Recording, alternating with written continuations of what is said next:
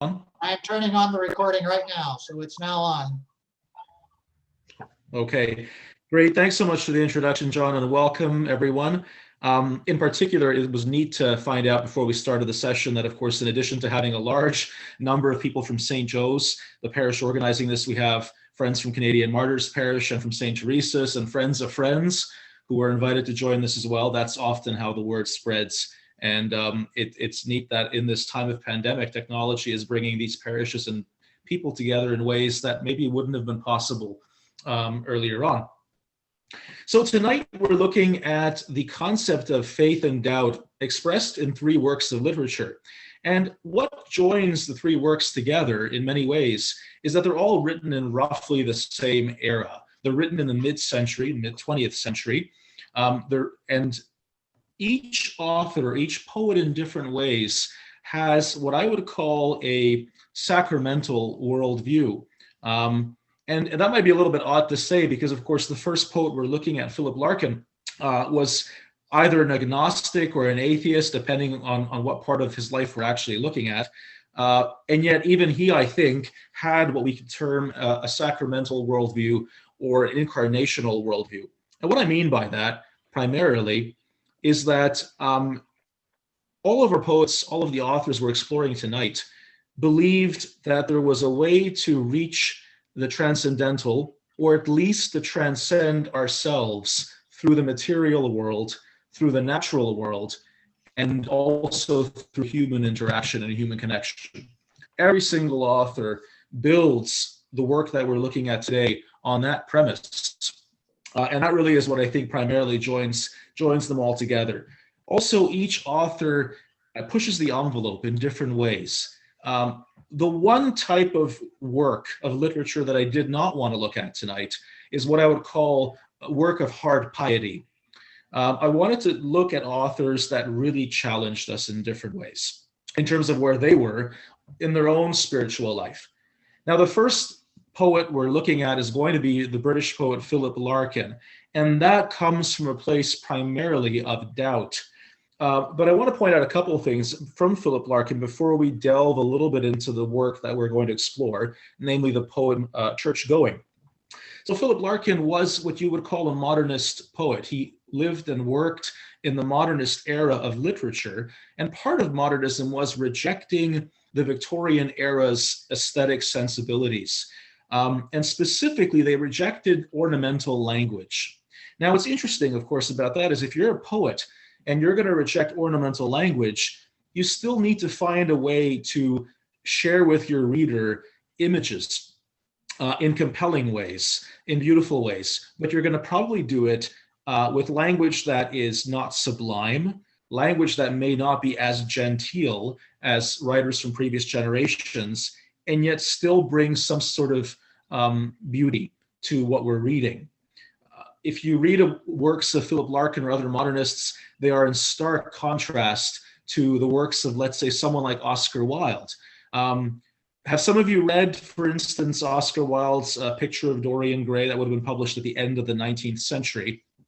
If you have read from that, you'll know what I mean by ornamental language. You get none of that or very little of that in modernist works. However, what I want to point out is Philip Larkin questioned modernism, and specifically, he questioned it in two ways. One of them was substance. In the modernist era, there was a real emphasis placed on knowing, knowledge, reason, science, and that these areas of knowing could somehow fulfill humankind. What we see with Philip Larkin is that he didn't believe that. He believed that human existence needed more than just the rational. Needed more than just science. And so much of what he wrote explored faith or the lack of faith, but everything comes from this perspective of wanting to believe and yet not really being able to do so for the most part. The other area where Larkin questions modernism is in form. Very often modernist works were hard to access. They were not accessible in the sense that they use fragments of words. They used abstract ideas. And Larkin did the opposite. Larkin tried to speak to a broader public. He wanted his work to be accessible to society at large. That actually caused a lot of criticism at the time. There were a lot of authors that that believed that Larkin was an anti-intellectual poet, an anti-intellectual, even a parochial kind of author, because he was so accessibly spoke in the language of ordinary people. I think he felt he probably had to do that because he was exploring the question of existential angst, and in a way that everyone would appreciate and understand. Now, when we look at Larkin, I want to sort of consider a couple of ideas or questions. Hopefully you've had a chance to read specifically the poem Churchgoing. And one of the questions that I'd like to kind of consider, and I'm going to throw it out now so that a little bit later in our discussion, you may have had a chance to think about it and to share your thoughts if you would like. One question I want to ask is, in the poem Churchgoing, how do you feel that silence is present? How is silence used and present in that poem? And then building on that, how is silence present in your own life? And how do you process silence? How do you, or how do we, respond to silence? So that's one question I just want you to have in your mind as we're exploring this. And the second question is a broader one, and that really is, what would you say for you is the most striking image in the poem Churchgoing? What is the most striking image in that poem? So I'd like to start this. It's a short enough poem that I'm going to read it, just in case some of you have not had a chance to read it, or if you want to hear it again. I will read that briefly, and then we're going to explore Larkin a little bit more. So Churchgoing by Philip Larkin. Once I'm sure there's nothing going on, I step inside, letting the door thud shut. Another church. Matting, seats and stone, and little books, sprawlings of flowers cut for Sunday, brownish now. Some brass and stuff up at the holy end, the small, neat organ, and a tense, musty, unignorable silence brewed God knows how long. Hatless, I take off my cycle clips in awkward reverence. Move forward, run my hand round the font. From where I stand, the roof looks almost new, cleaned or restored. Someone would know. I don't. Mounting the lectern, I peruse a few hectoring large-scale verses and pronounce, "Here endeth," more loudly than I had meant. The echoes snigger briefly. Back at the door, I sign the book, donate an Irish sixpence, reflect the place was not worth stopping for. Yet stop I did. In fact, I often do, and always end much at a loss like this, wondering what to look for, wondering, too, when churches fall completely out of use, what shall we turn them into? If we shall keep a few cathedrals chronically on show, their parchment plate and picks and locked cases, and let the rest rent free to rain and sheep, shall we avoid them as unlucky places? Or after dark, will dubious women come to make their children touch a particular stone, pick simples for a cancer, or on some advised night see walking a dead one? Power of some sort or other will go on, in games, in riddles, seemingly at random, but superstition, like belief, must die. And what remains when disbelief has gone? Grass, weedy pavement, brambles, buttress, sky. A shape less recognizable each week, a purpose more obscure. I wonder who will be the last, the very last, to seek the place for what it was. One of the crew that tap and jot and know what rude lofts were, some ruined bibber randy for antique, or Christmas addict counting on a whiff of groan and bands and organ pipes and myrrh?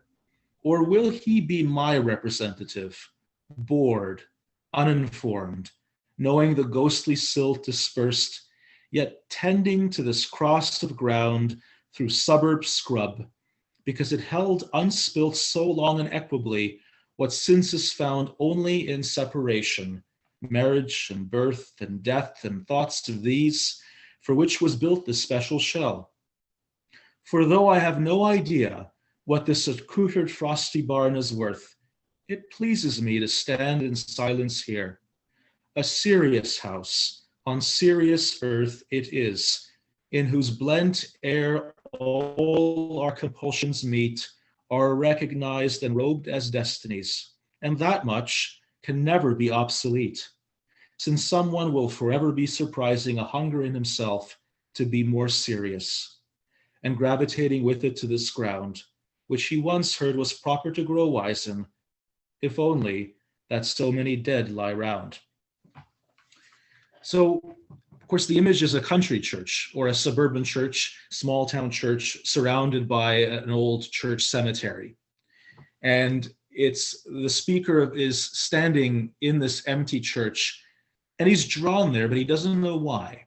On the one hand, he knows he doesn't really believe, and he knows he doesn't belong to that church community or to any religious community. But there's something that keeps drawing him back to this church, and he's not able to define it. He's not able to quite understand it, and yet it always brings him there. And what it seems to be, the revelation at the end in the last stanza, and I think that's the most important stanza, is this idea that this church was built and is sustained today by what Larkin is calling compulsions. Now, compulsion is a fairly pejorative term, but I think one way to see that, and I don't think Larkin would necessarily disagree if he were here today, is that it's ultimately a church sustained by an inherent desire in people to search for something more than their mere existence. And whatever that something is, I think it can be very broad and it's very different for people. But at the end of the day, questions of existence seem to be drawing the speaker to this empty church. Questions of life, the meaning of life. There's, of course, the reference to sacraments, birth and death, marriage. And so these are critical elements that speak to people, it seems, Larkin is saying, people who are not part of these Catholic or Christian or Anglican, in this case, communities, and that there's a hunger to be more serious. And that's the term that I think Larkin here is using, to a hunger to surpass the temporal existence that we all find ourselves in. That idea in a modernist context is actually quite revolutionary in many ways, because of course the idea of modernism really is that we can find meaning in life in that which we understand and that which we feel. And Larkin here, as an agnostic person, is saying, I'm not sure that that's actually the case. There is also, of course, an element of randomness to the poem, because at the end he does say that what makes this church serious is that the dead lie around it, and that all these lived lives, all these memories are encompassing this church. So there is that kind of random element to it as well. But nonetheless, I think it's that poem of searching, and it perhaps speaks to the ability of churches, of architecture, to draw people in, people who are not going to traditionally have the faith that we may have, are not going to want perhaps to be part of our community, and don't want to be part of the tribe, so to speak, but they're finding something in the material world around them, and the built world specifically. Now, as I was starting this, I mentioned, of course, in passing that Larkin was an agnostic. He also perceived himself very much as an Anglican. And I think part of that has to do with the fact that he lived in a country, in the UK, where the Anglican Church is very much wed and part of English culture, national culture. So it's hard, I think, to, especially in the 50s and 60s, to dismiss that completely without also dismissing some component of your identity as a Briton. And Larkin, I think, was aware of that. Now, Larkin had kind of a love-hate relationship with Christianity. This poem, Church Going, was written when he was younger. One of his last poems, written in the 80s before he died in 1985, was called Obeyed. And that poem has a very different view of religion. He refers to religion in that as a vast, moth-eaten musical brocade created to pretend we never die. So as he got older, he got a little bit darker when it came to some of these things. That having been said, I want to point out a complexity to Philip Larkin. He had something in his bedroom. In his bedroom, he kept a lectern and an expensive, sort of a luxurious version of the Bible open on that lectern in his bedroom. And while he was shaving in the morning, he would flip through it. And I think someone asked him at one point, well, if you're not a practicing Catholic or practicing Christian, why would you keep an expensive gold page Bible in your bedroom on a lectern? And I think part of it was that it's proper form. That's where a Bible belongs, on a lectern. And there's that sense of institutional Anglicanism, I think, to a certain degree, in that mindset. But that was one thing that Philip Larkin very much had. The other thing I want to point out is a piece of irony. Towards the end of his life, something that happened. Larkin died in 85. He had kind of an on and off relationship with someone called Monica Jones. Monica Jones was in his life as a companion and a friend for decades, but it was a complicated relationship in many ways. And Larkin died in 1985 and left much of his estate to Monica Jones. Monica Jones herself died in 2001, and she decided to leave £1 million from the estate of Philip Larkin to the Anglican Church, the Church of England. So there's an article actually in the Independent newspaper which has the title, "The Church of England Has the Last Laugh." Here's this man who struggled all the time with his faith and lack of faith, and his inheritance, his bequest goes to the Church of England. And how does the Church of England handle this? What's fascinating is they largely embrace Philip Larkin, despite his very uncomfortable relationship with Christianity. And I think there's a scholarship or a bursary named after Larkin. There's also various memorials, all within the context of the Church of England. So on some level, that shows that I think an interesting sort of interplay between the church and between someone who was very uncomfortable with it. There was an idea at one point as well that Philip Larkin would have been rather satisfied that was the outcome of his estate, because he had a sense of humor. He was a misanthropic man in many ways, but he had a dry sense of humor. And I suppose in that context, there's some value to this. Now, as we were starting our discussion of Larkin, I asked a couple of questions, and perhaps some of you have had a chance to think about it. Maybe John could take a look at the chat section and see what has come up. I know some people have sort of pinpointed certain things that stood out to them. So we had a comment from Angela McKenney first, and then John Marquis second. So Angela, make sure you unmute your microphone. Actually, it's Steve that made the comment. Steve, okay. You mentioned the aspect of compulsion and the need for these serious places, and that struck me as reverent in some way.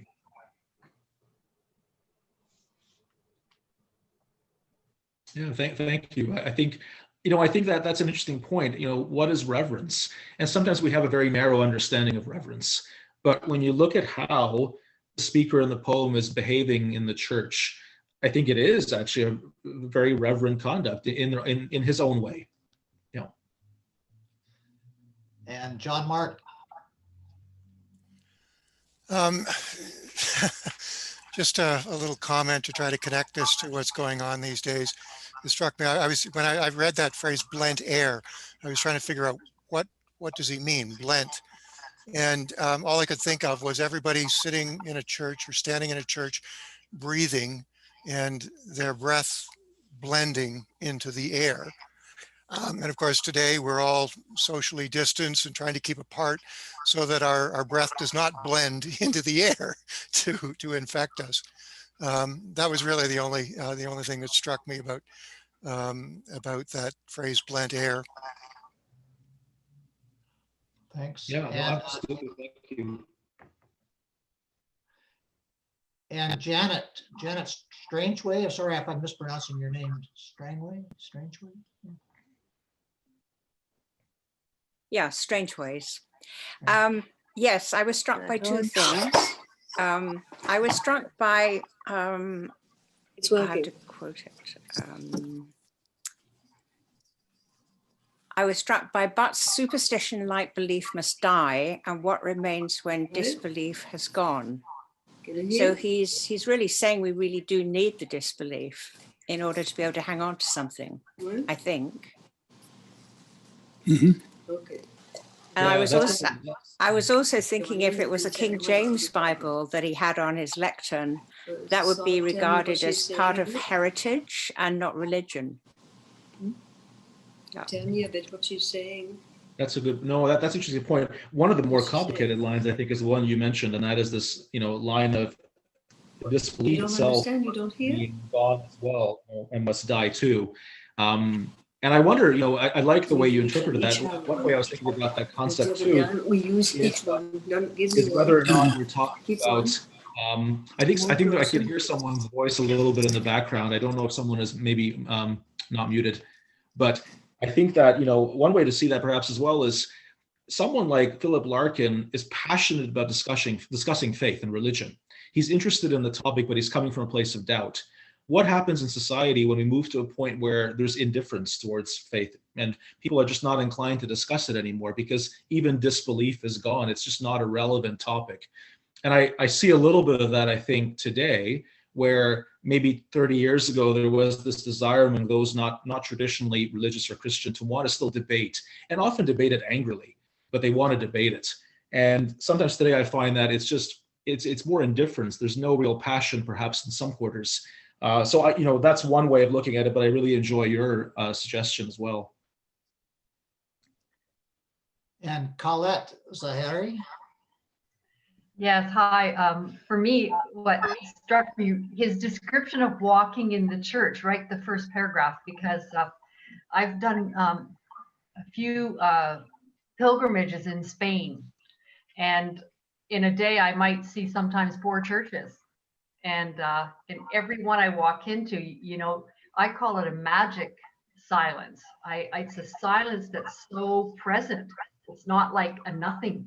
You know, it's and what he describes here for me as a tense, musty, unignorable silence. Unignorable, but I don't get the tense or the musty part of it. I mean, I guess it's an old, very old church in that.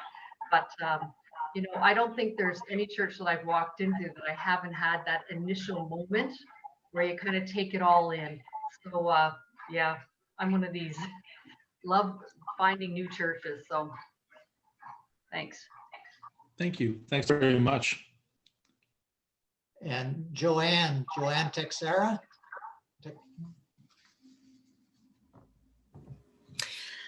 Yes, a comment about what he regarded as silence, which struck me as really interesting, because he starts with it and ends with it, but describes the silence in the church in rather, you know, derogatory language, like a tense, musty, unignorable silence at the beginning. And then in stanza 6, he describes, you know, this accruted, frowsty barn, which is also derogatory. However, at the end of all this, he says, "It pleases me to stand in silence here." So however he regarded the silence in the beginning, it sort of is a good thing for him, a positive experience. Yeah, no, that's a really neat way of looking at it. You know, I think there's uncertainty in terms of how he's relating to this building.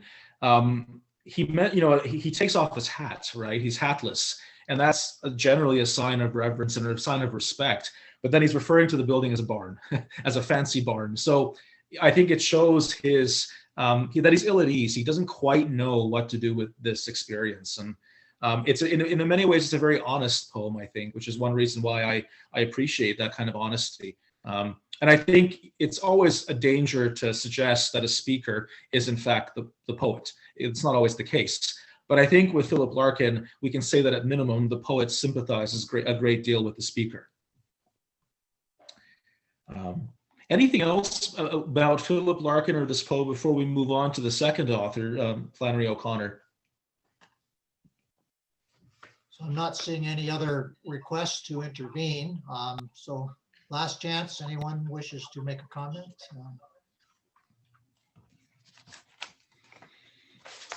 Okay, so I think we'll switch now gears. We're going from Great Britain to the United States, and we're going to the American South.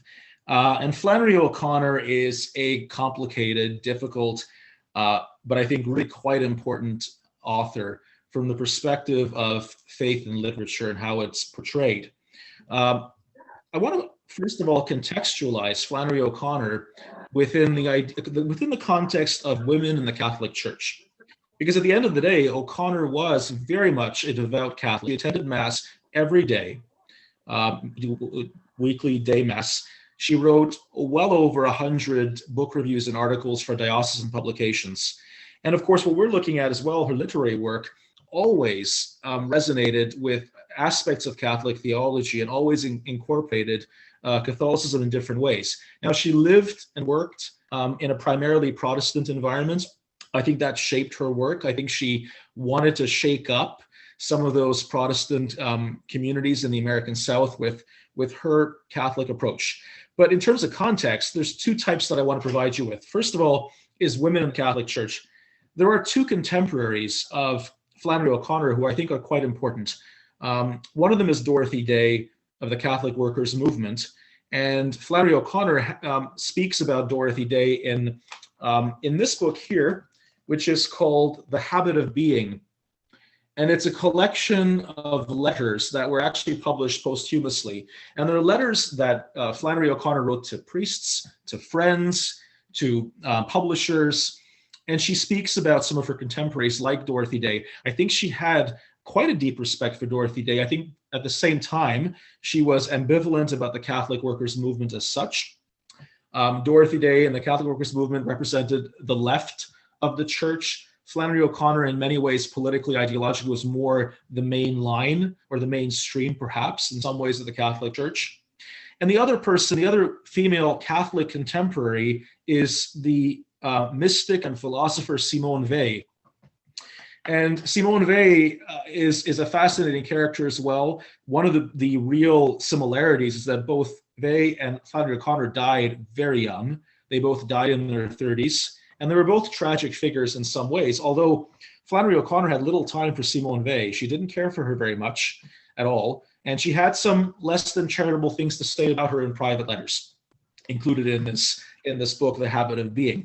But as an outside observer, it's really hard not to see the stark similarities between the two. The difference, though, is that both Dorothy Day and Weil worked on the margins of the church, or existed on the margins. Day, of course, worked with marginalized populations. Weil herself, Simone Weil, chose never to get baptized as a Catholic. She made the very conscious choice to consider herself a Roman Catholic by rite, and that's the term she often used. I'm a Catholic by rite, but not in fact.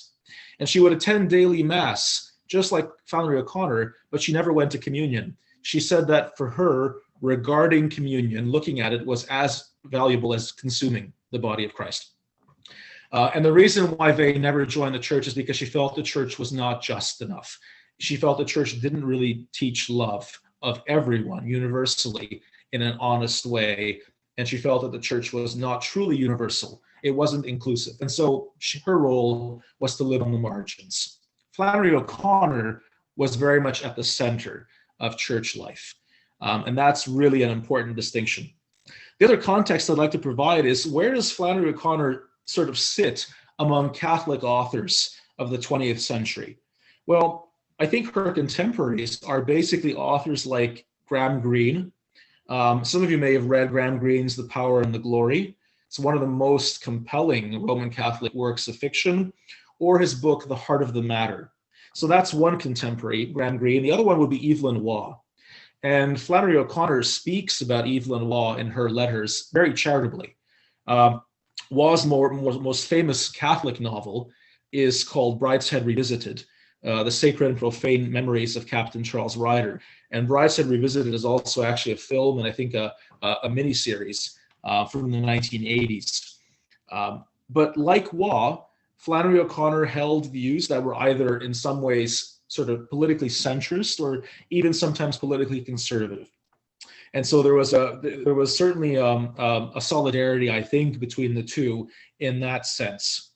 Now, as we look a little bit closer at Flannery O'Connor's work today, this short story Revelation, I'd like you to consider, and we'll talk about this after, a couple of things. How does Flannery O'Connor define grace? How does she describe grace? What kind of grace is it? Think about that, I think, as one question for us to explore.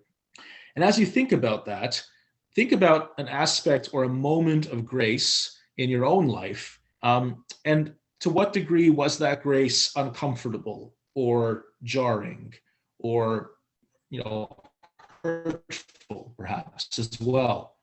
So explore perhaps for now, just in your mind, those two questions as we look a little bit closer at Flannery O'Connor. I want to give you a couple of quotes from her, though, to give you an idea of how her faith actually looked like. And these quotes are from her book, The Habit of Being.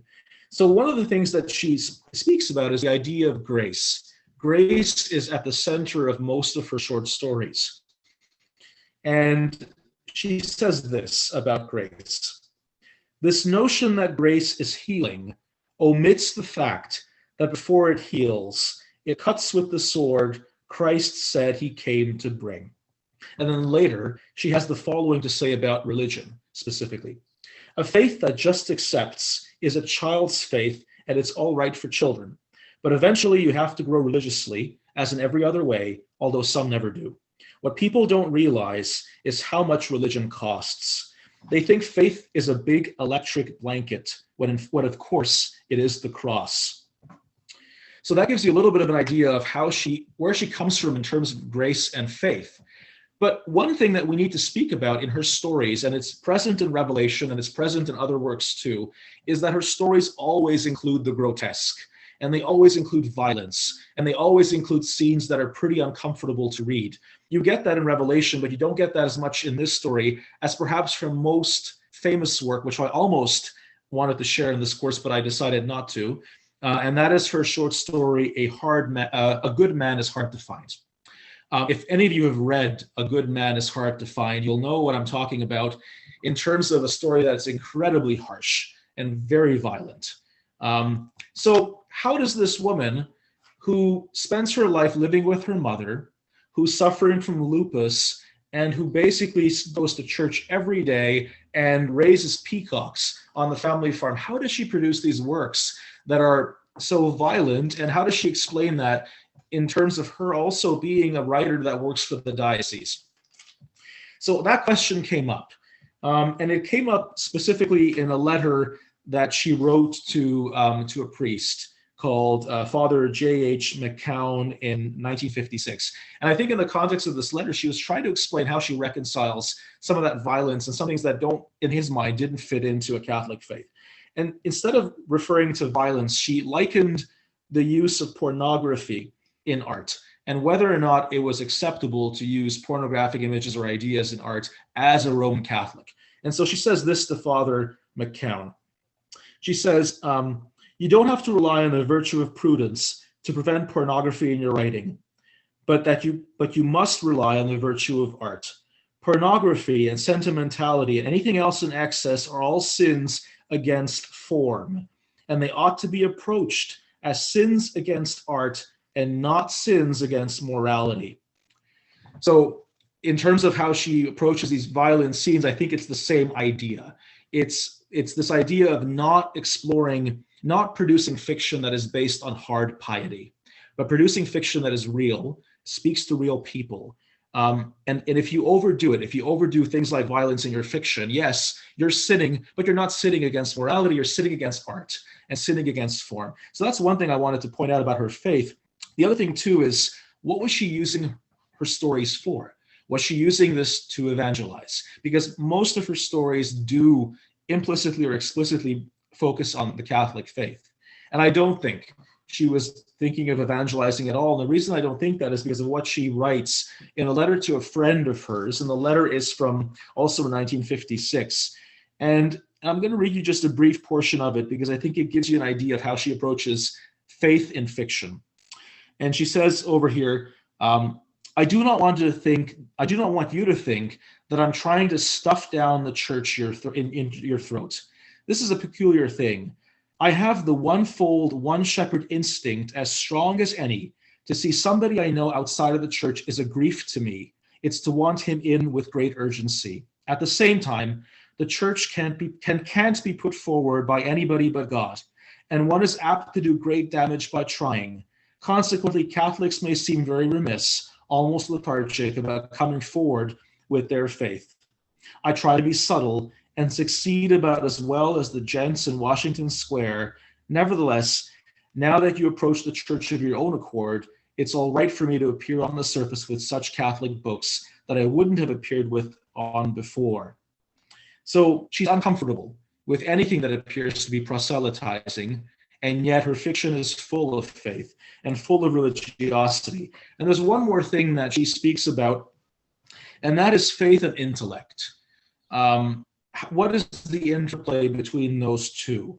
Now, this, I think, is where she's very upset with someone like Simone Weil. Simone Weil said at one point that it's her intellect stopping her from becoming Catholic, because her intellect loves so many things that are not Catholic, and she's not going to give them up for the Catholic Church. And I think to this, indirectly, someone like Flannery O'Connor has something else to say, and she says this: I doubt if your interests get less intellectual as you become more deeply involved in the Catholic Church. But what will happen is that the intellect will take its place in a larger context and will cease to be tyrannical, if it has been. And when there is nothing over the intellect, it is usually tyrannical. Anyway, the mind serves best when it's anchored in the Word of God. There is no danger then of becoming an intellectual without integrity. So, that gives you a little bit of an idea, I think, of where Flannery O'Connor stands.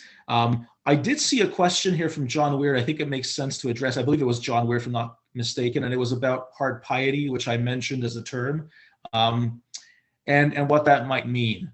So I think the way I would interpret hard piety is propagandistic literature. There's one author that comes to mind, a Catholic author, and some of you might like him, and he's Chesterton. I think some of Chesterton's works can come across as hard, having this type of hard piety. And what that means is that you read it as almost a devotional, when in fact literature, I think, and certainly O'Connor wanted to speak to a much broader audience. And you can still perhaps explore the divine without coming across as a devotional text. I suspect that's what Flannery O'Connor was looking at when she wanted to avoid these examples of hard piety. Now, specifically in terms of the work that we're looking at here, Revelation, it's a hard work to read. And part of the difficulty around it is, of course, the blatant racism. Now, one thing I should share with you is I sort of thought long and hard about how to share this work.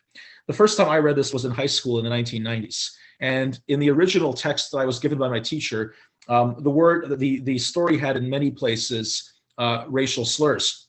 And I thought about that and about whether or not to keep it in the text. In the end, I changed those. In several places, I changed the racial slurs. And that in some ways is always a decision up for debate. What I felt is that in this day and age, it was a distraction. It was so natural to use those slurs in the speech of the time in the American South that it didn't really sort of faze anyone. But looking at it today, every time I saw it, it's not so much that it fazed me because I expected it in this work, but it certainly distracted me a lot from what I think Flannery O'Connor was trying to achieve. So that's sort of a little bit of a caveat, I think, to share in terms of this story. Now, the main character is Ruby Turpin, if you've read the story, and she's a very proper woman.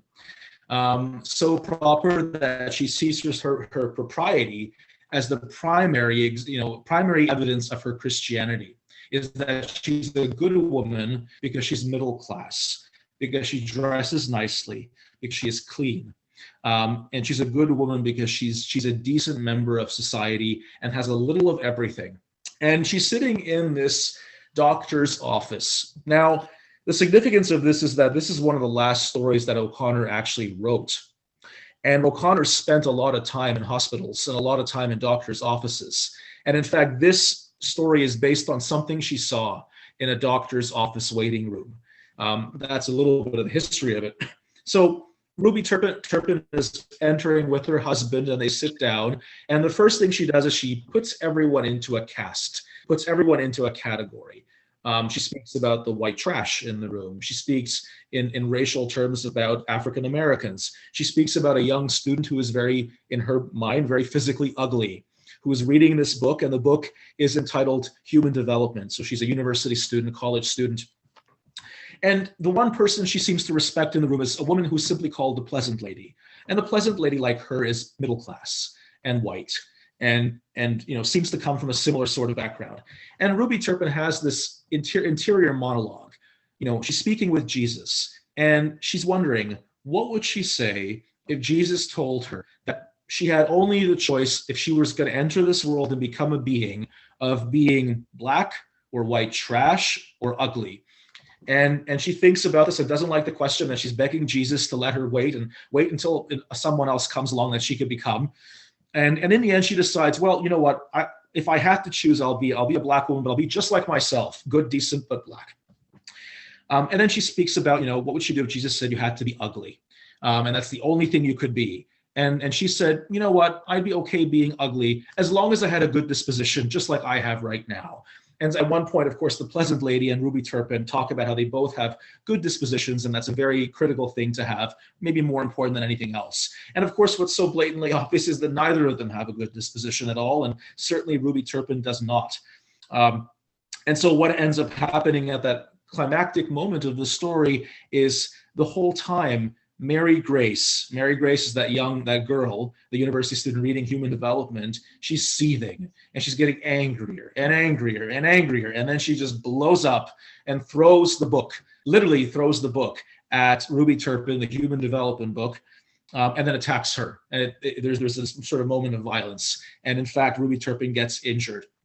And in all of that kerfuffle, she sort of looks to this young girl and says, well, what do you have to say for yourself? And the young girl calls her a warthog from hell and tells her to go back to hell. And Ruby Turpin cannot get over that. That is an insult that she just can't handle.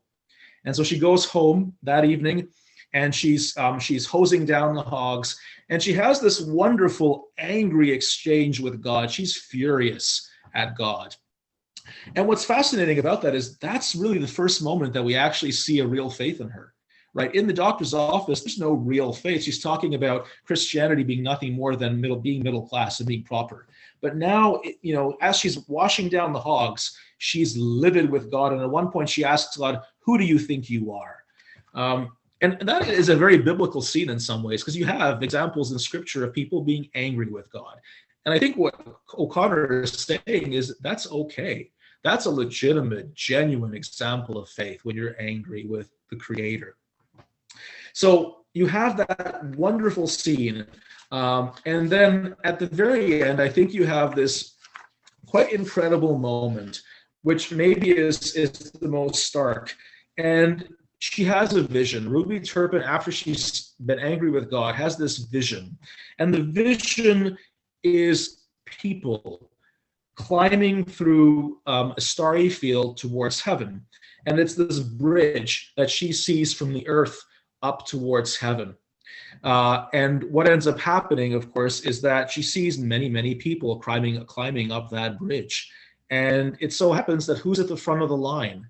At the front of the line are African Americans, are white trash, are people who are ill in some way. And the last people at the line are people like her, the middle class, the well-to-do, the proper Christians are at the very end.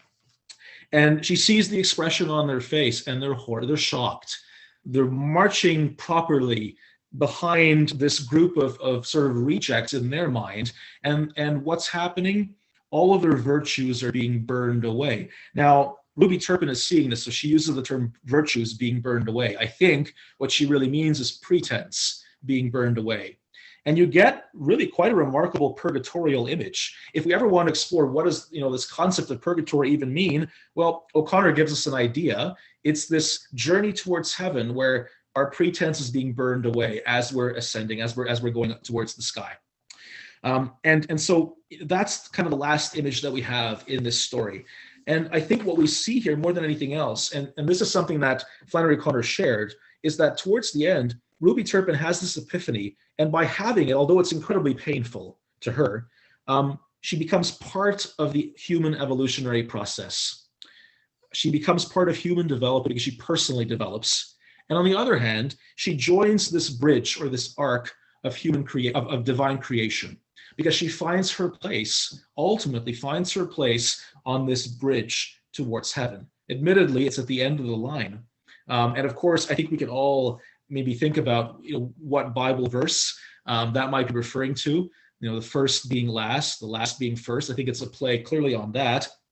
But Ruby Turpin has a moment where she ultimately becomes part of creation in a meaningful way, even though it's a very painful way.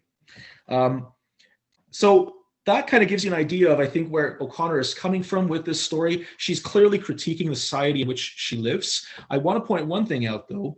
Flannery O'Connor herself struggled with her own views on issues of race. Many of her stories are critical of racism that she sees in society, but when you read her letters, you see that she's not 100% comfortable with desegregation, for instance. In one of her letters, she talks about how deep down she knows that desegregation is the right thing, but she's not fully embraced it. So she struggles with that quite a bit. And I think that her writing these stories is also her way of expressing part of that struggle that she's going through.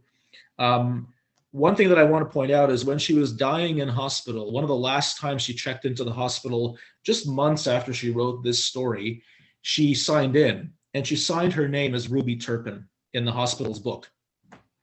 So that, I think, is sort of a curious, maybe self-examination of conscience on some level, perhaps, that she sees herself in some ways in Ruby Turpin. So I think that's something to keep in mind. I saw a question, I believe, from John Marquis on sort of how or if this story is one of doubt.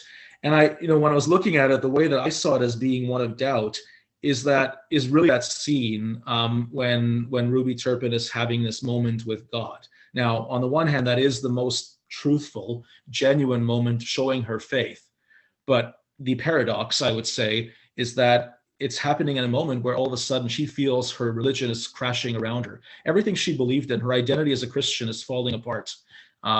She doesn't know what being a Christian means anymore, because she recognizes that Mary Grace, that girl with acne, was effectively God, that God was using her to speak to her and tell her something difficult for her to hear. And her world, her faith crashes around her. So it's that paradox of essentially her most honest moment of faith is also this moment of doubt where she has to reimagine what it even means to have faith and what it means to be a Christian or a Catholic, perhaps, as well. So, Hey, yeah, Chris, yes. there were Yes. a couple of observations a bit earlier that maybe Joe Gunn made a comment and Joan O'Connell. I don't know if either of you wanted to add anything to what you wrote in the chat. Joe? Well, there's really no reason to add anything to what I said. But I'm enjoying this a lot. I think Chris is leading us from finding God in a church to finding God in a pig pen. So what else could be better? Perfect. And Joan, did you have a further comment? Oh, well, I was just going to say that, Ruby could have just dismissed the whole incident and just put it, put it down to the ravings of a lunatic. But it just kept niggling away at her, and she didn't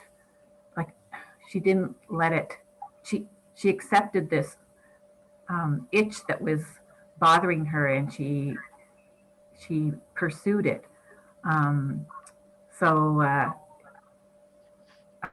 She didn't miss the opportunity to have her moment of conversion, where she could have. One of the interesting things about that is she doesn't realize it, but one of the teachings, of course, is recognizing God in the other, in the face of the other, and particularly recognizing God in the face of an enemy or someone that you dislike or someone that may be hard to like. And to be frank, Mary Grace is not easy to like. I mean, she doesn't come across as a particularly charitable character. Nobody does in this story, really. And yet, what does Ruby Turpin do? She recognizes the face of God ultimately in this girl, Mary Grace, as uncomfortable as that is. Were there any other comments or anything else that came in? There were a couple of sort of broad questions. There's one that I'm seeing right now. Wayne. I'd like to hear what everyone thinks this says to us in Ottawa 2020. This is from Wayne. So what does it say to us today here in Ottawa in 2020, a story like this? Does it even speak to us? I don't know. I mean, maybe it does or it doesn't.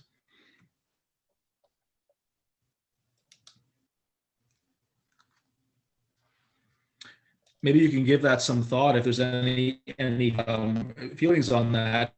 I did ask a question just for you to think about, and that's the question of grace.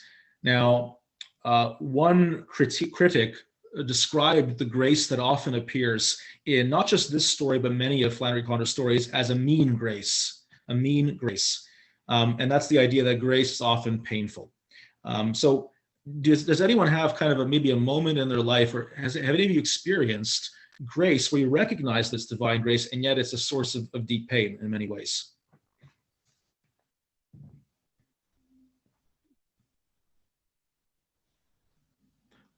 One example that I'll give perhaps, sorry, is there someone? I was just going to say, if anybody wants to speak, you can either go into the chat function or somebody, go ahead, the first person there speaking, and then others, if you want to speak, just put your name in the chat and I'll call on you in order. I'll give you a really brief idea of kind of what it sort of said to me in terms of a mean grace. Recently, right around the time that I was preparing this course, there's a client in the Women's Center at St. Joe's who's sort of been alone in the world and kind of abandoned, and we were always trying to find her family. We knew that she had family somewhere.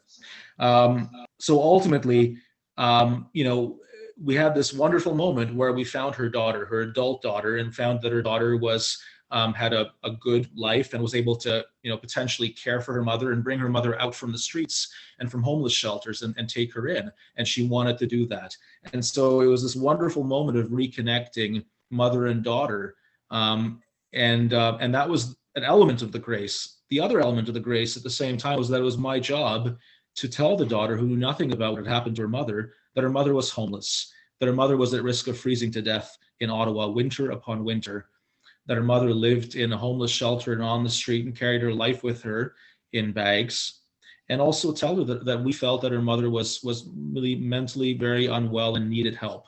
And all of that came as a real shock and a blow to her daughter, because they had been estranged for so many years and she never knew that that's what had happened. And so on the one hand, her daughter was put in a position where she found her mother and was incredibly grateful and joyous, but it was a hard grace to accept, because she found out what had happened to her mother, and that she may not really recognize her in many ways.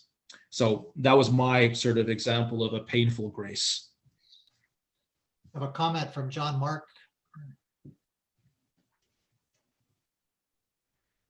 Yeah, as I think more about this story, I think it is really relevant to us today in Ottawa in 2020, and I find it personally very relevant. In the story, there are two sets of conversations going on here.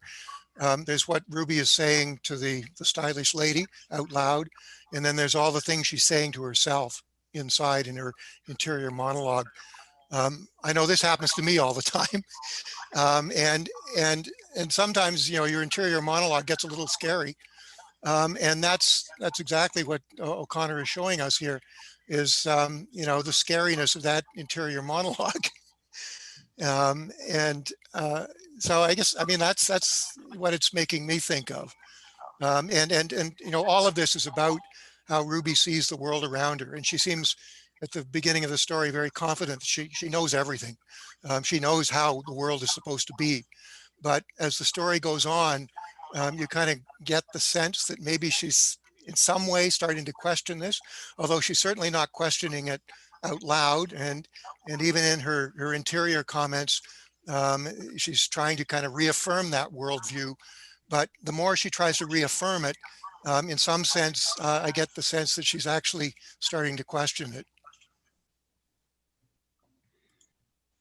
Absolutely, yeah. A comment from Denny Paul Cloutier. Yeah, for sure. It's just like often we experience death in many different ways. And unfortunately, fortunately and unfortunately, I come from a large family, and so I often experience death because I've lost siblings, I've lost nephews, I've lost nieces. And through pretty much all those experiences, they're extremely painful experiences. But you come out of it sort of like, putting life into perspective and finding somewhat new life. And to me, like, that is a form of grace for myself. Thank you. Yeah. That's great. Anything else? Any other comments before we move on to the last piece? Comment from Colette Zahari. Just to echo what John said, when I read her actual, the beginning of this, when she's looking at all these people and putting them in these little boxes and finding everything wrong with them, and I really felt that, there's this conversation always going on in my head, and there's one side that is doing that. And then there's this other side now that is saying, no. This is a homeless person, you don't know where they've come from, or this is a student, they really don't, they may be missing their family, so I've now come to the point where I don't allow that those societal boxes that we've been taught, and the other side is already the years of life already being able to say no. I'm going to open my mind and let this person be in front of me as they are without prejudging them. So I find it very interesting, because I think that, living in a multicultural society, I think we go through these challenges inside, but it's combating that racism or whatever that's inside of us, combating it with the intellect and with the grace and that. So I found this extremely interesting. I had to question why we were reading this, to be honest, until I got 3/4 through. So, but very surprising, good ending. So thanks. Thank you. And Wade Moyle.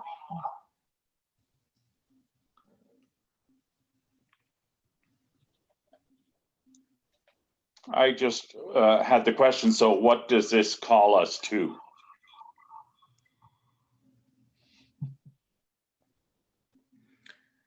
I mean, it's a really good question. I think from a theological or spiritual level, and I think that's often what Flannery O'Connor was trying to do, it certainly calls us to explore faith and allow ourselves to be uncomfortable, to put ourselves in positions that make us uncomfortable as a way to deepen our faith or understand it in a new way. I think that's one way perhaps that Flannery O'Connor is speaking to the reader, is accept discomfort in your life, because it offers you that opportunity to grow as a person. That I think is one way for sure that she's speaking to us. There are many others, and obviously I think the obvious one perhaps is she's speaking to a Southern audience in large part, and she's saying, look, all of you are claiming to be these polite, proper Christians. Are you really? Are you living that in any way? That speaks to us as well, I think, as a society too. And John Weir.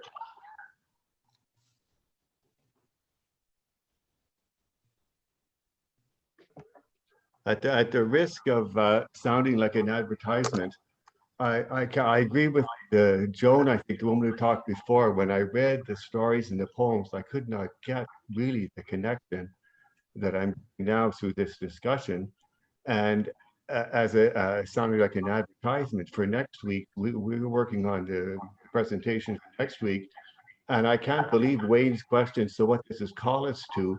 And the idea of the same as in the story, the woman feels like she's got it together, she knows everything at the beginning, and certainly I can be very guilty of that, knowing that I know the right answer, I know this, and the experiences that we meet in the life, certainly in our groups with the refugees, of how we see that the tables are turned in many of our situations, where I've heard so many times people talking about we learn more from people in these situations than we are giving to them. And it's a whole idea that as we come in with the images in our head, when we stop listening to people because we say, no, we know it's their fault, or we know they're a refugee, so there has to be something they did wrong. And then when we meet these people, we find out they are people in situations. They are not refugees. They are not Black. They are not, all of those are like borders in a country. They don't exist in reality. They exist on a piece of paper that we have put into our minds and maps our expectations with. And I just find this so, Chris, I guess I just want to thank you and everybody else, because this is, I would say, in a sense, a moment of grace. What we're talking about, it certainly opened my eyes to a number of things that are happening, at the same time being very uncomfortable with it too. That whole idea, there was a time in my life I used to pray for this uncomfortableness, because that is where you, I think, where you do meet this grace. But I'm very, on one hand, glad I've gotten it, but on another hand, very frustrated with it.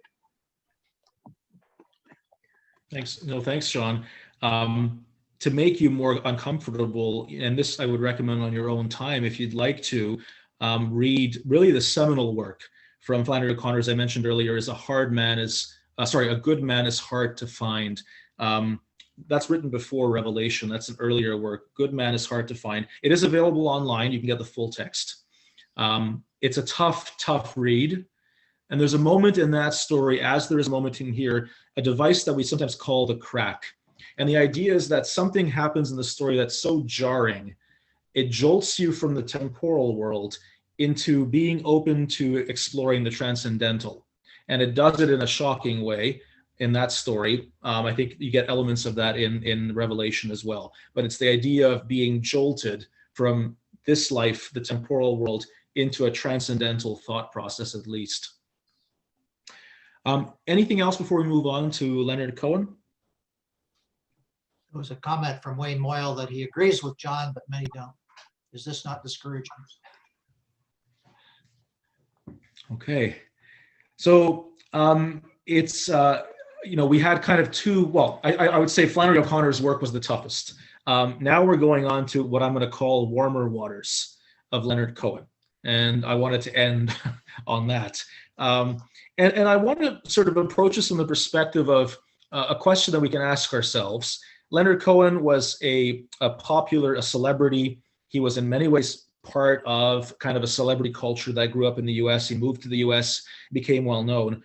I think what he maybe challenges us to do is to see seriousness, to see serious thought in artists that maybe otherwise are perceived as being pop artists on some level at least. And I think Leonard Cohen, not just in this work, but in many of his works, questions that boundary, or sort of explores the fact that you could be very popular as an artist and still have something quite profound to say. I think Suzanne does that. Suzanne began as a poem initially when it was written in the 1960s, and it began as a personal experience for Leonard Cohen. Leonard Cohen, as you probably know, is from Montreal, born in Westmount, an English Anglophone enclave, born into an Orthodox Jewish family, very active in a synagogue, and throughout his life, faith was an important part of his thought process and his work, but his faith transformed quite a lot. And I would say there are three sources of spirituality in Leonard Cohen's life and work.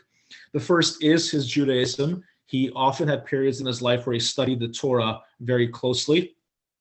The second influence was Christianity, and this is very evident, I think, in Suzanne.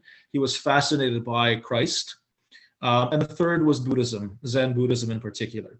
So all those kind of merged together with him. But in the case of this story, we see this person, this character of Suzanne. Well, who is Suzanne? Suzanne was someone that he met and became very good friends with. Her name was Suzanne Verdal, and she was the wife of a sculptor in Montreal, in Quebec, and also an artist in her own right.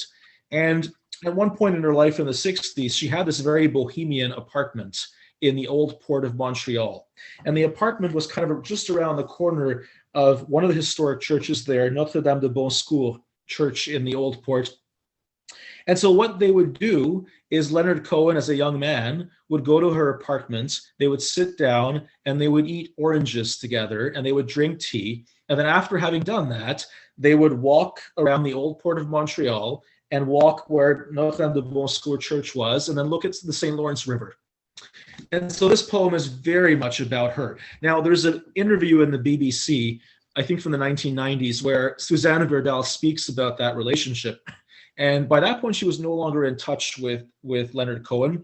There was some degree of ill feeling. She said in that interview that Leonard Cohen's life went in a different direction than hers. She decided to create art for the sake of art, not for the sake of anything else. She never became famous. She led a very humble life. And Leonard Cohen moved in a very different direction. One thing she said, though, in that interview, is that during those meetings, what they would do as a ritual is Leonard would arrive to the apartment and Suzanne would light a candle. And the candle she named Anastasia. So the candle actually had a name. And they would sit in silence for a period of time around a table with that candle burning. And she saw this as a type of spiritual encounter. They didn't say anything. There was no overt religiosity, although she confirmed that she would occasionally pray to Jesus, to Christ, and she would pray to some of the saints. But it was a very eclectic spirituality nonetheless, and it was present in this interaction between the two of them. So Suzanne explores ultimately that interaction. And I'm sure many of you know the song, and of course the song is all over YouTube. And if you haven't heard it, I'm sure most of you had. I recommend you listen to it. Suzanne, when she heard the song itself, initially by Judy Collins, was very satisfied with it and felt that in many ways it was a representation of the mysticism that she embraced and the mysticism that also Leonard Cohen embraced. And you get that both in the words as well as in the actual music itself. There was one thing she did not like about this poem and about how she was represented. She felt that it presented her as a very sad person. And when you look at it, there's a line in there about how she wears rags and feathers from Salvation Army counters. And that actually there's an element of truth in that. She confirmed that she would deliberately buy her clothing from Salvation Army because she wanted to recycle. She didn't like the idea of buying new things. She wanted to avoid constantly being part of that consumerist culture. So she deliberately dressed from the Salvation Army. And, it speaks about her kind of being Our Lady of the Harbor, living amidst flowers and garbage. And part of that was her desire to recycle. But she felt that portrayal was a little bit as sad in this poem. The stanza, perhaps, that is the most striking is the second stanza. And maybe we'll just read that briefly. And it goes, "And Jesus was a sailor when he walked upon the water, and he spent a long time watching from his lonely wooden tower. And when he knew for certain only drowning men could see him, he said, 'All men will be sailors then, until the sea shall free them.' But he himself was broken long before the sky would open.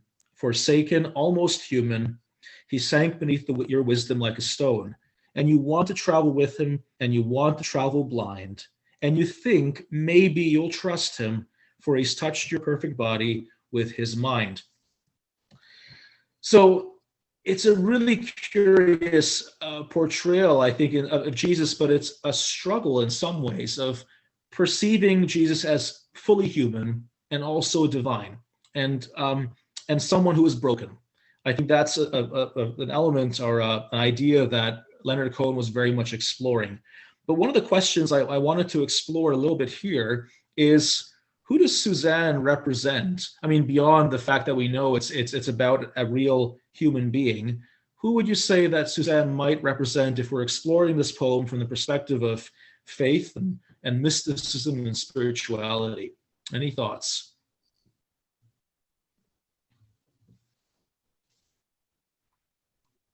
She's half crazy, we know that, according to the poem. She lives in amidst garbage and flowers. But who is she? So Joanne Texera has a question, a comment.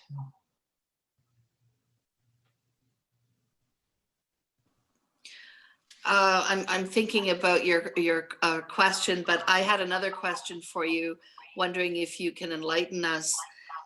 This juxtaposition of Suzanne and Jesus, Suzanne starting out and Jesus in the next stanza. I'm wondering if you can explain that relationship and what exactly Cohen is trying to say here. So that's a really neat question, and it kind of gets to what I was asking, or what I think may be happening here. Can we look at, there were some comments, people mentioning that Suzanne was love and wisdom, I believe. Rita, do you want to elaborate on your comment?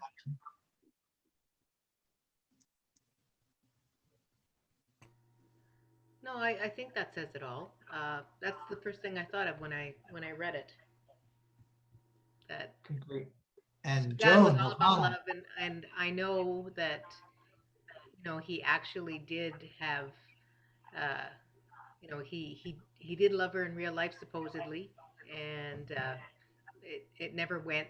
They didn't have anything physical, but he did care for her a lot, is what I had read somewhere as well. So.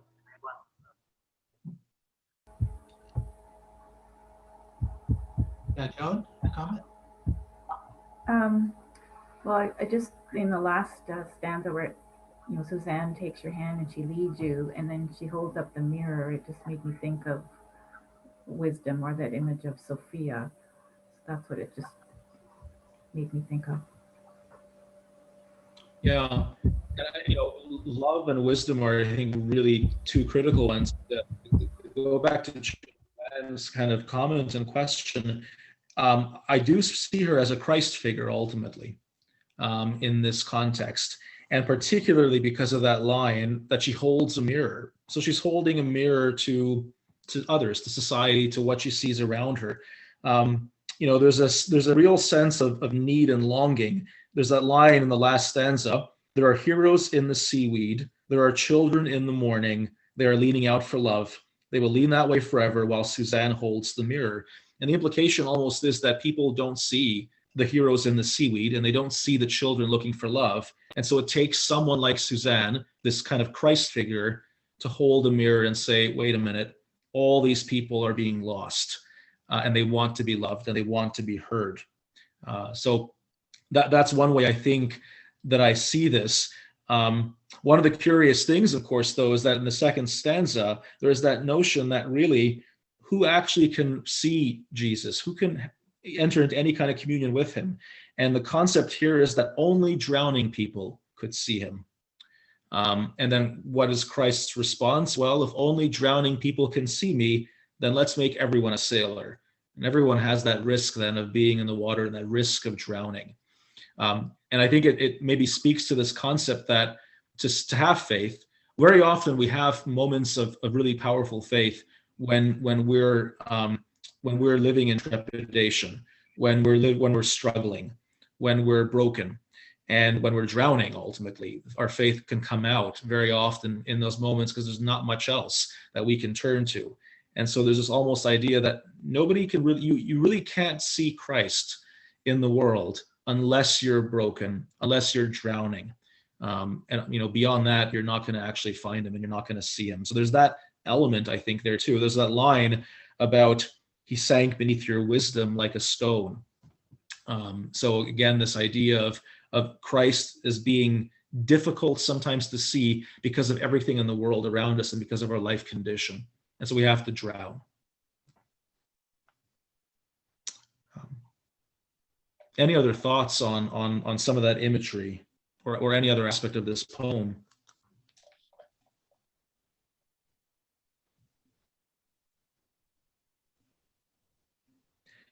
There's one element of it that I think is not just explored in a very brief way by Cohen, but it comes up with other authors that explore faith and religiosity. And it's that question of how do we define sanity in society? And if you look at the very beginning of the poem, right, Suzanne takes you down to her place near the river. You can hear the boats go by, and you can spend the night beside her, and you know that she's half crazy, but that's why you want to be there.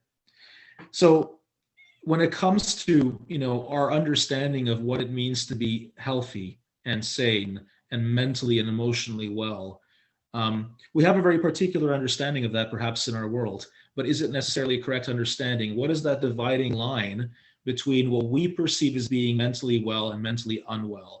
And there's a suggestion here that, if you looked at Suzanne on the street today in Ottawa, in the Byward Market outside the Salvation Army, what would be our initial impression of her? She's homeless, she's unwell, she's terribly eccentric perhaps.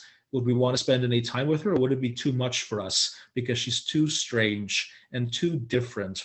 And I think Cohen is suggesting that, an openness to difference like that, an openness to question the boundary between what we perceive as being sane or insane, well or unwell mentally, may be a porous boundary. Maybe we don't understand what that boundary really is.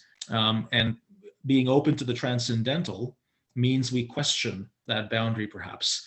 I think if we look at the lives of saints, We have to question it because we can easily read some of those stories and call into question whether they were well. If we look at the life of someone like Simone Weil, who I mentioned, what I didn't mention is that she effectively starved herself to death at around age 30, in her 30s. And she starved herself to death because she wanted to be in full radical solidarity with people in France who were under German Nazi occupation. And she also wanted to fully experience Christ's self-sacrifice, complete self-sacrifice, and she starved herself.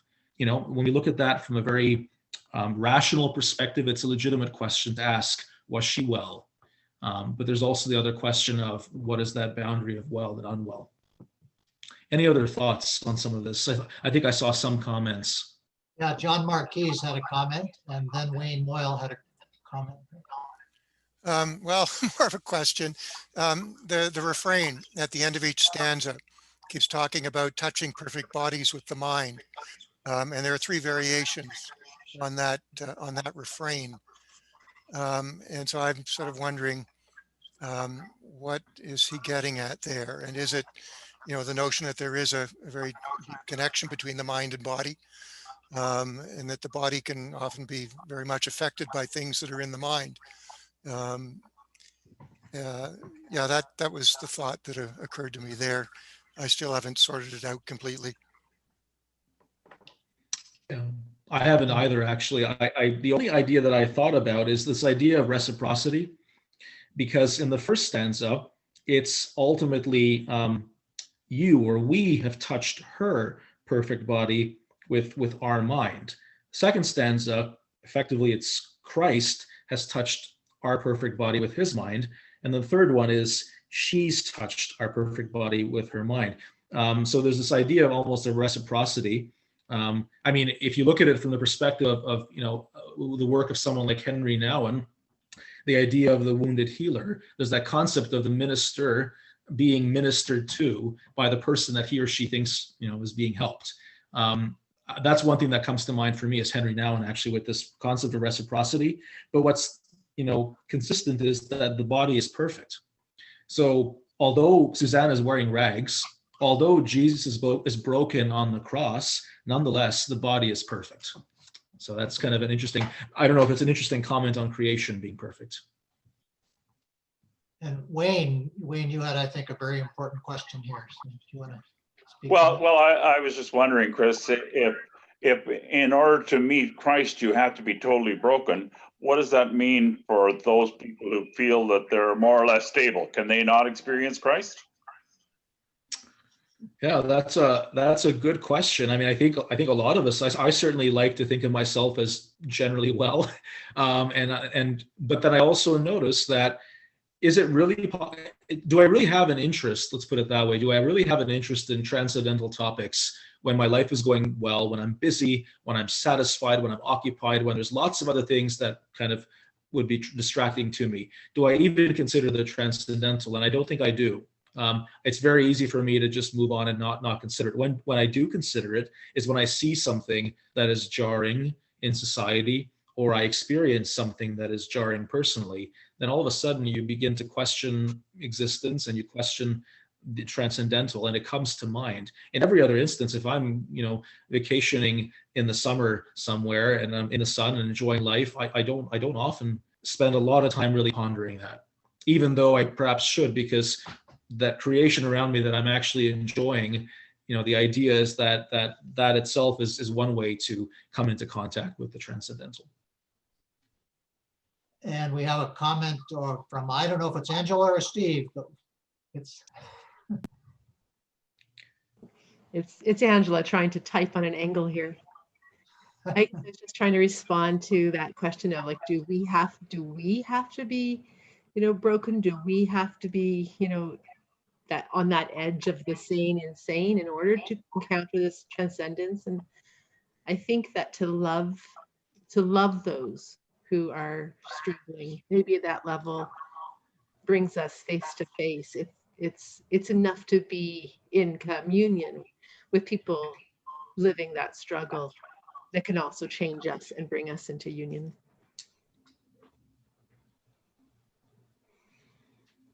And Yeah. comment from Marion.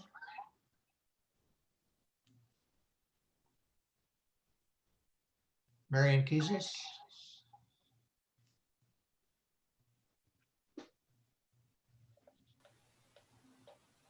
There. Yeah, I think the relationship, transcendental or mystical, is between Cohen and Susanna is like the relationship between Teresa of Avila and John of the Cross. It was like mystical relationship. They were on the same level, and you can call it the other third world almost. So it's a meeting of the minds. The body's there as well. It's a meeting of the whole being. The way will be paradise. And we've got a comment here from Donna. She can't raise her hand on the screen, but she can do it here. Yeah, I was thinking that, you know, as I listened to Suzanne, and I mean, I used to sing it 100 years ago and stuff, was thinking it's a very Trinitarian song in some way. You know, I think it expands to include all of us. And I haven't had that experience of it before. So I just share that. I don't have any further insights about it, but I find that rather interesting. And yeah, I'm just grateful for all the comments that have been made to this evening and for spending the time with the song. So Chris, I know you said you wanted to wrap up by 8:30, so you've got a minute to close or thereabouts.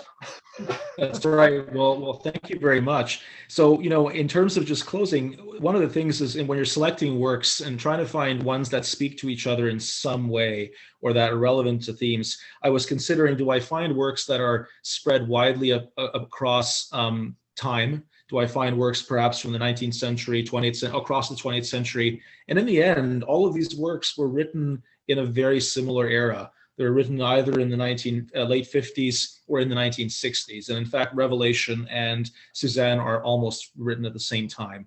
But there are three different countries, all, I think, exploring faith from different perspectives. And I think in some way, they all speak to a certain existential angst that exists. And I think when we have authors, whether they write poetry or whether they write short fiction, when they're working through this, I think they're working through it for both themselves, but they're doing it in a public way, and they're sharing their own exploration of these topics with readers. I think it's fair to say in all of these cases that the works are personal. We know that, you know, Philip Larkin struggled with his agnosticism and his faith, lack of faith. And so I think it's safe to say that he either was the speaker or sympathized with the speaker. Flannery O'Connor, as I mentioned, signed off in the hospital at the end of her life as Ruby Turpin. So she probably was in some ways Ruby Turpin, that character she created. And Leonard Cohen writes this poem, song, really about his youth and about a relationship that didn't last, but one that was clearly formative for him and allowed him in some ways to explore the transcendental in a way that he maybe wouldn't have gotten in his own community in Westmount, in his own synagogue in Westmount. So they were all encounters in different ways. That's, I think, where I probably will close. And I want to thank all of you for taking the time on this Thursday evening to participate in this first session of the Advent series. Particularly, I'd like to thank John Richlin for helping to host and for keeping an eye on the chat room, making sure that everyone had a chance to speak who wanted to speak. And as John were mentioned, this series is continuing. We have a session next week and the week after that as well. And that will be our way of kind of exploring Advent in maybe in a bit of an experimental manner. So thank you all. I appreciate it. We're going to make this available to parishioners who'd like to see it. Some have expressed an interest in that. So it'll be shared with our parish community. Thank you very much and have a great evening. Thank you. So I'm going to stop the recording. If anyone wants to unmute and say something, feel free.